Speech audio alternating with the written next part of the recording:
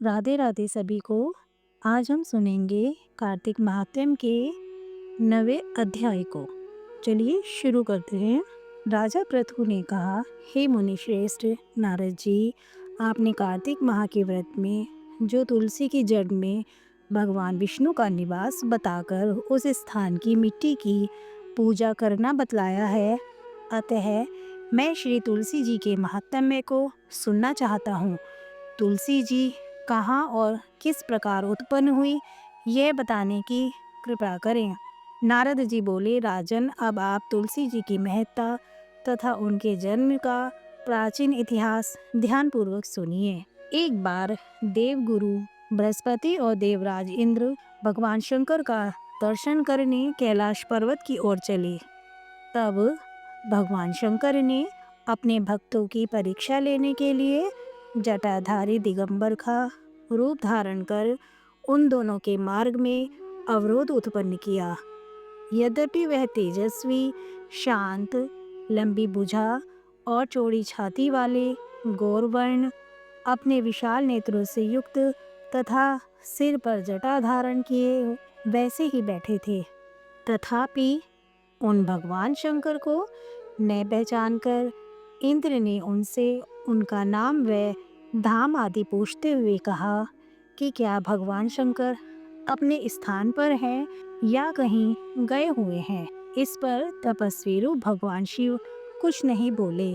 इंद्र को अपने त्रिलोकीनाथ होने का गर्व था। उसी अहंकार के प्रभाव से वह चुप किस प्रकार रह सकता था। उसने क्रोधित होते हुए उस तपस्वी को घुड़क कर कहा, अरे, मैंने तुझसे कुछ पूछा है, तू उसका उत्तर भी नहीं देता। मैं अभी तुझ पर वज्र का प्रहार करता हूँ, फिर देखता हूँ कि कौन तुझ दुर्मति की रक्षा करता है। इस प्रकार कहकर जैसे ही इंद्र ने उस जटाधारी दिगंबर को मारने के लिए हाथ में वज्र लिया, वैसे ही भगवान शिव ने वज्र सहित इंद्र का हाथ स्तंभित कर दिया और विकराल नेत्र कर उसे देखा। उस समय ऐसा प्रतीत हो रहा था कि वह दिगंबर प्रज्वलित हो उठा है और अपने तेज से जला देगा। बुझाए स्तंभित होने के कारण इंद्र दुखित होने के साथ साथ अत्यंत कुपित भी हो गया, परंतु उस जटाधारी दिगंबर को प्रज्वलित देखकर बृहस्पति जी ने उन्हें भगवान शंकर जानकर प्रणाम किया और दंडवत होकर उनकी स्तुति करने लगे। बृहस्पति भगवान शंकर से कहने लगे, हे दीनानाथ, हे महादेव, आप अपने क्रोध को शांत कर लीजिए और इंद्र के इस अपराध को क्षमा कीजिए। बृहस्पति के यह वचन सुनकर भगवान शंकर ने गंभीर वाणी में कहा, मैं अपने नेत्रों से निकाले हुए क्रोध को किस प्रकार रोकूं।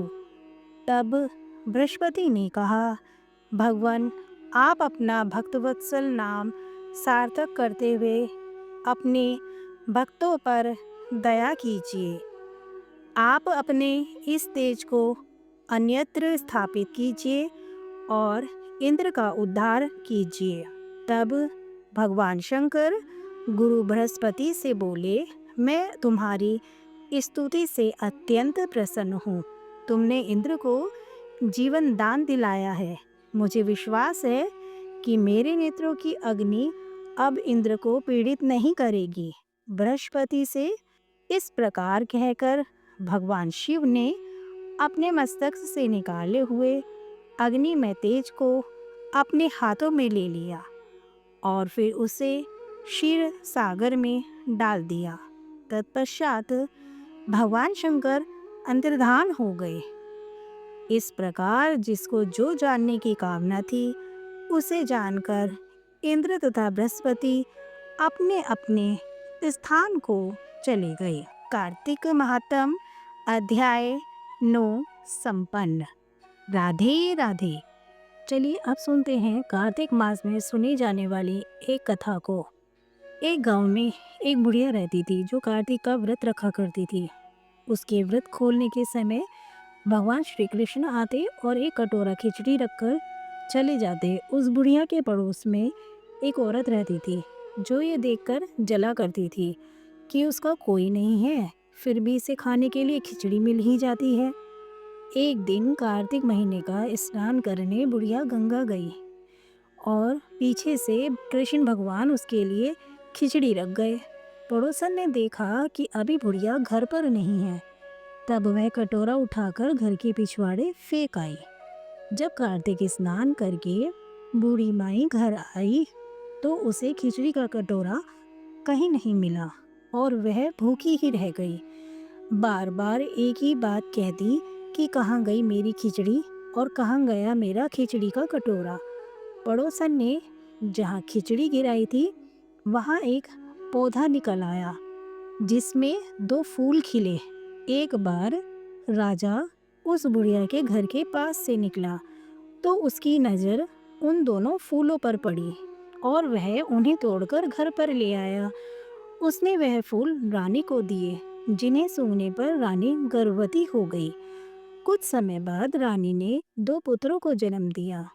जब वह दोनों बड़े हो गए तब वह किसी से भी बोलते नहीं थे, लेकिन जब वह दोनों शिकार पर जाते तो रास्ते में उन्हें वही बुढ़िया माई मिलती जो अभी भी यही कहती कि कहाँ गई मेरी खिचड़ी और कहाँ गया मेरा कटोरा।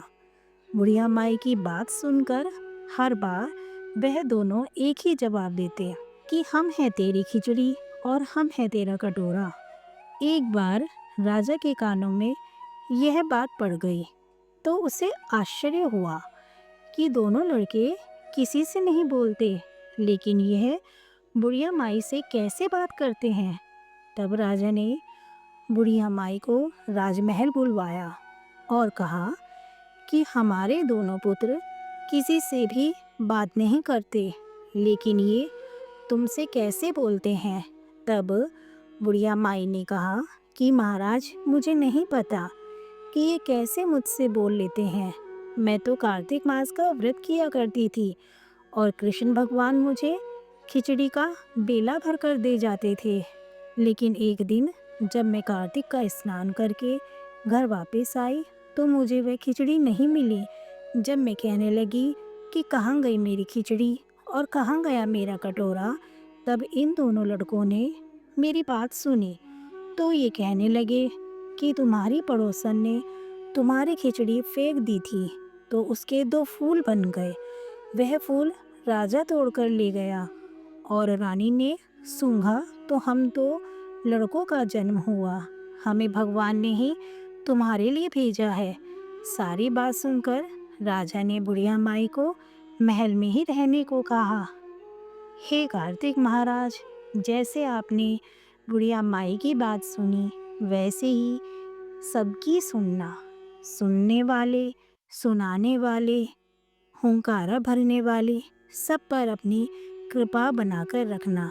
बोलिए राधे राधे।